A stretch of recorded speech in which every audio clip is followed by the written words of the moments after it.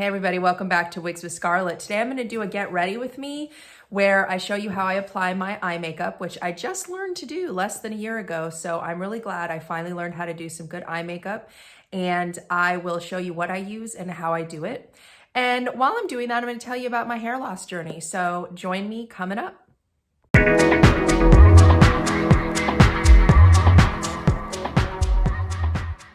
All right, everybody. So I am 50 years old and loving midlife. Of course, I do feel like I need a bit more makeup at times than I used to when I was younger. So I swear by this eye makeup palette from Persona. This is the Persona Identity Palette. And I did a lot of research and watched a lot of other amazing ladies on YouTube to find the right palette. So I'm going to show you the palette inside, and the colors that I use may not be the best colors for you, but I think it's the palette that most people could use. So you've got some shimmers and some mattes. And I use the colors I use the most and pretty much on a daily basis is I start with my darkest color, which is Maverick right here. And then I go into a lighter brown, this one right here, which is Charming. And then I use two shimmers. I use Gold Digger and I use Sassy. So I will link the Identity palette in the description information for you, and I'm going to show you exactly how I do my eyes. So I won't be able to look right at the camera while I'm doing it, but I love you. I need to look at the screen so I cannot mess it up. A couple things I use before I start my eye makeup is a eyeshadow primer. I use the Thank Me Later eyeshadow primer, and you do need to use some loose powder after you put on your primer. So I just use the e.l.f. loose powder here, the Halo Glow setting powder. So I'm going to first prime my eyes and then set it with the setting powder. So just put a little on there.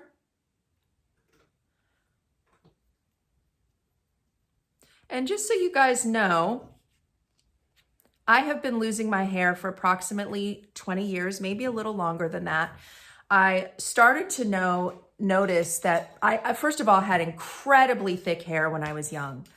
And it was so thick that I did Clairol hair shows and walked the hair shows with my incredibly long, thick, voluminous hair. I had about as much hair as I have in the wigs that I wear now.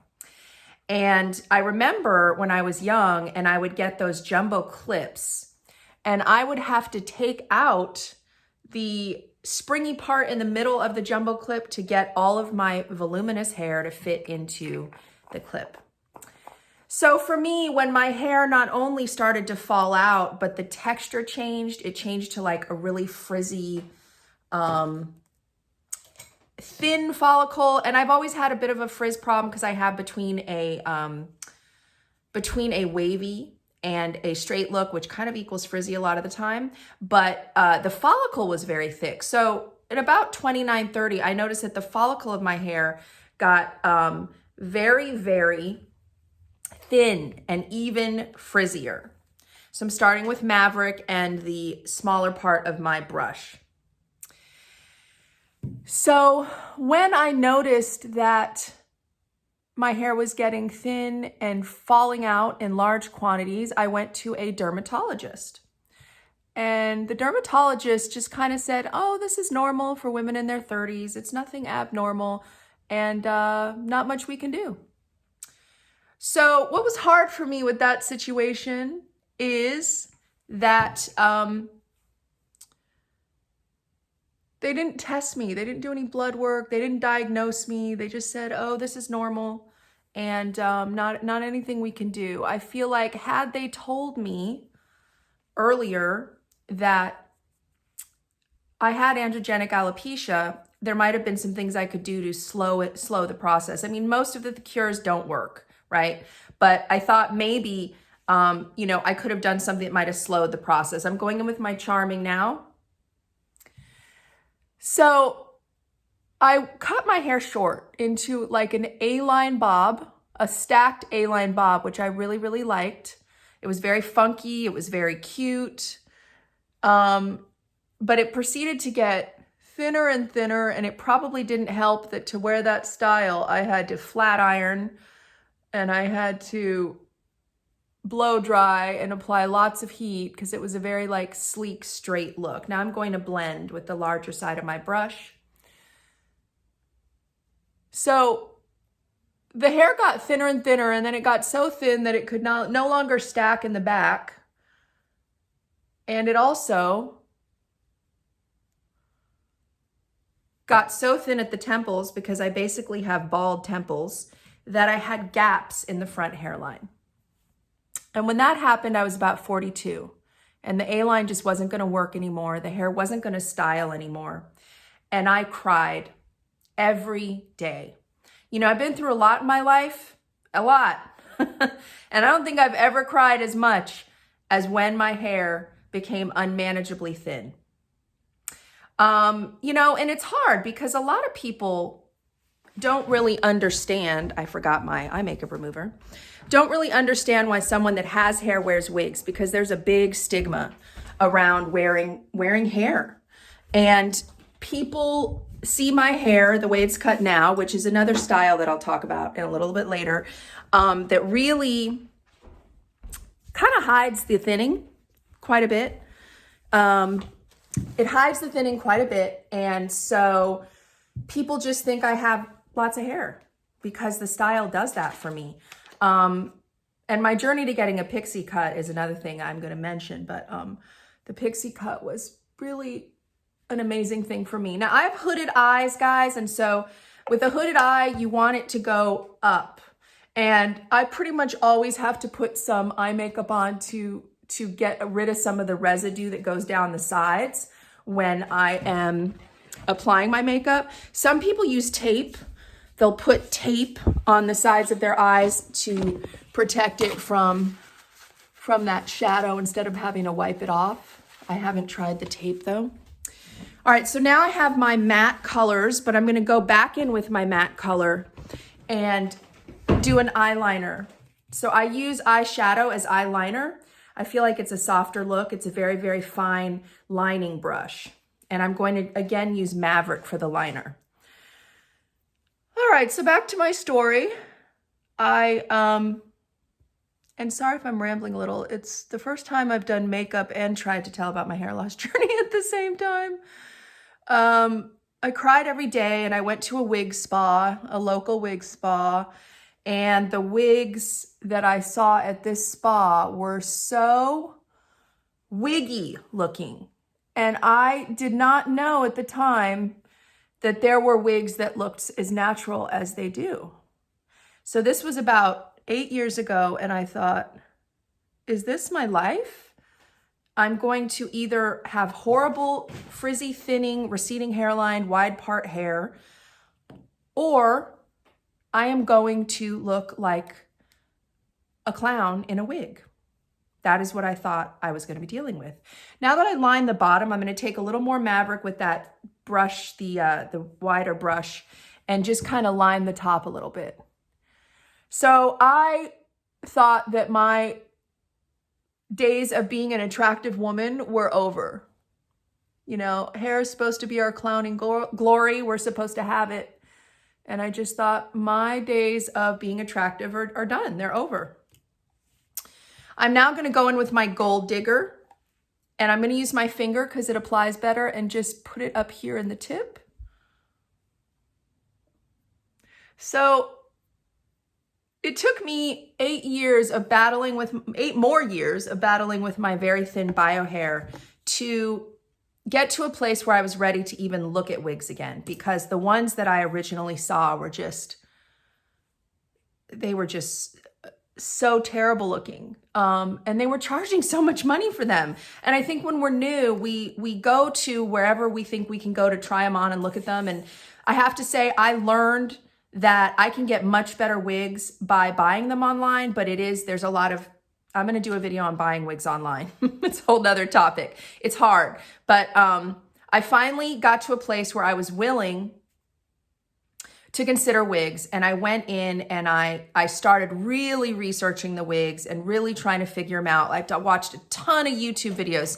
I started with a synthetic, which I really do think everybody should start with a synthetic. I'm now going to take my lightest color, which is Sassy, and I'm going to go into the corners. Now I do two things with my with my lighter color. I line the inner corner of my eye with the lighter color shimmer, with the Sassy shimmer right here like this. And I also put some with the smaller side of my wider brush, and you want to make sure to get the residue of the darker color off with this one. I put it in the corners on the top right here. So I just thought the wigs looked so terrible. When I started researching, I of course wanted something that looked really natural. The last step on my eyes is a little sassy up here.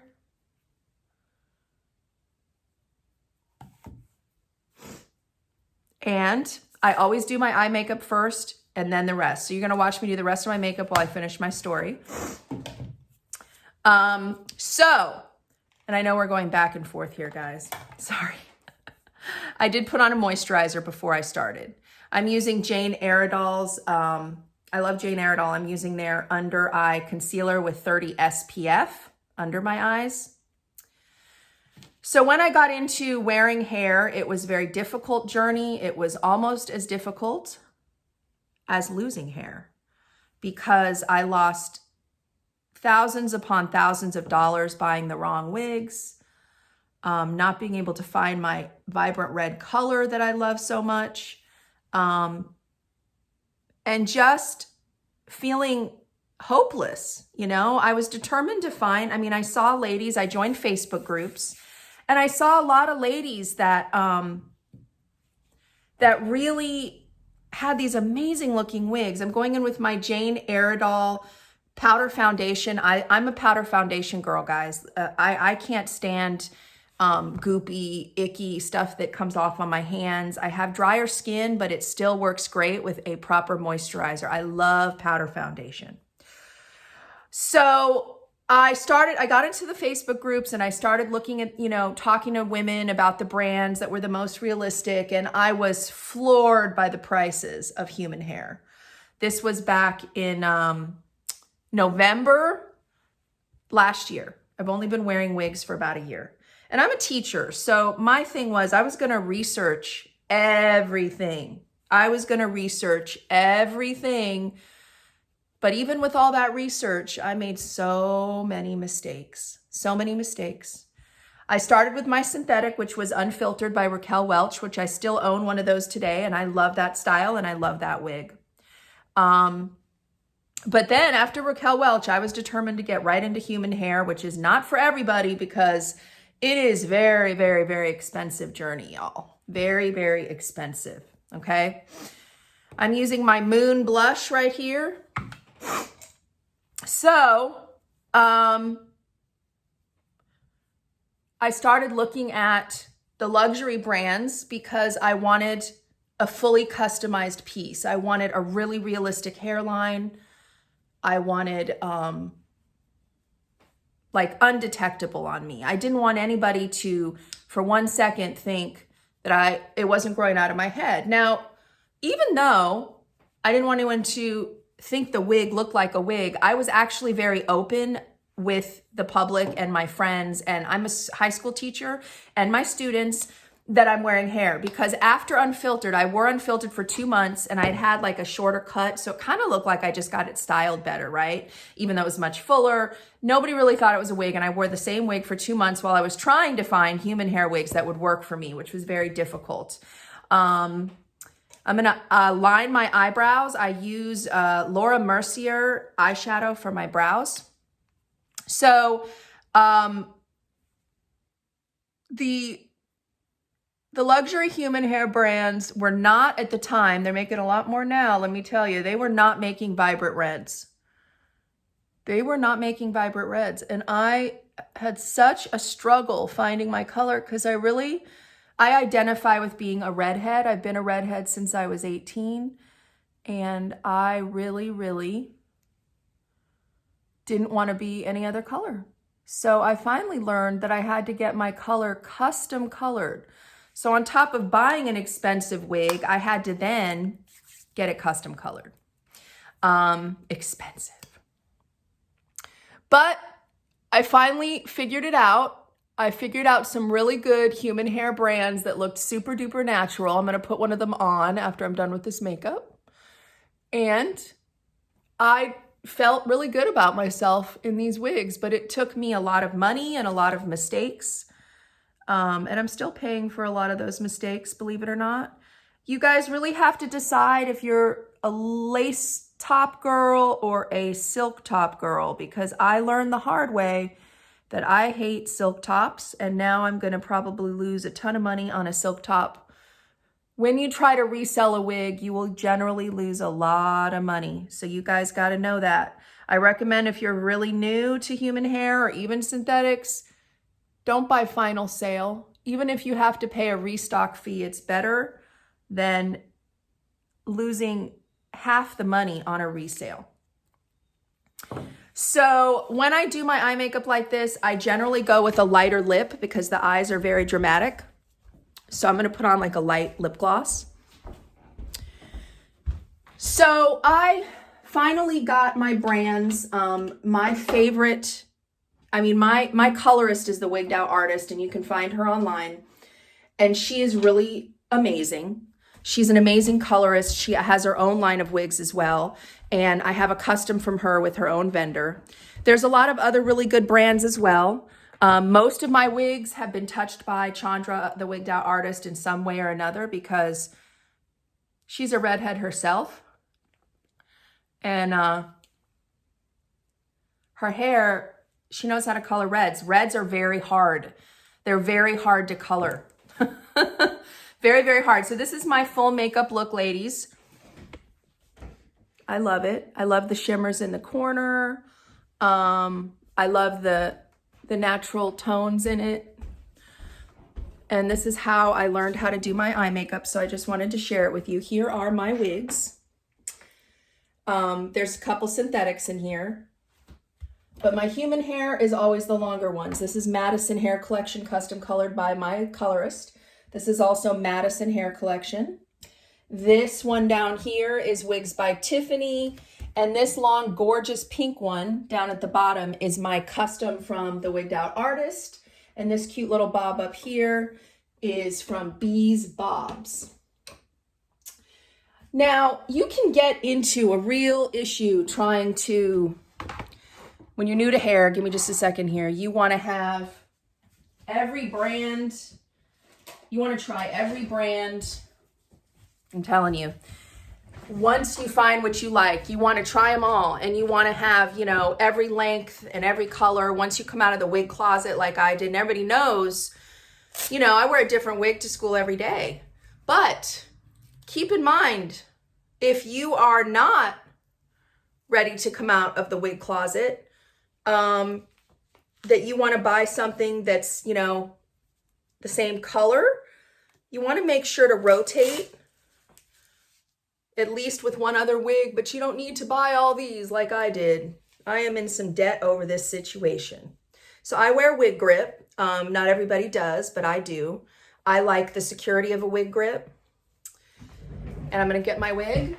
So it is a long, arduous process, and I want you to be aware of some of the things I went through trying to, feel better about myself. And just know that the stigma is still out there. Like, unless you're bald, people don't understand why you're wearing wigs.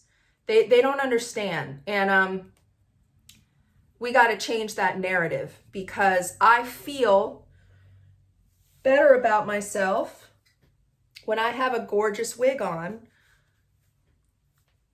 than I do with my bio hair. I do wear my bio hair out sometimes. I'm not saying that I don't. I do wear my bio hair out. I do have some hair left. I like the pixie cut. But speaking of the pixie cut changed how I felt about my bio hair, because I had it long and all I could do was pull it back, and it showed the bald temples, and it was stringy and it looked like garbage. So I do recommend that with androgenic alopecia, a pixie cut can be a really, really good solution for how you feel about your bio hair. So this is my Wigs by Tiffany. I'll show you the back. This is a luxury human hair wig. You'll see that the part line is very natural. The hairline is very natural, and she's just a gorgeous, gorgeous red. I hope you got to know me a little bit better today. I hope you enjoyed my makeup tutorial and my wig, and I will see you next time.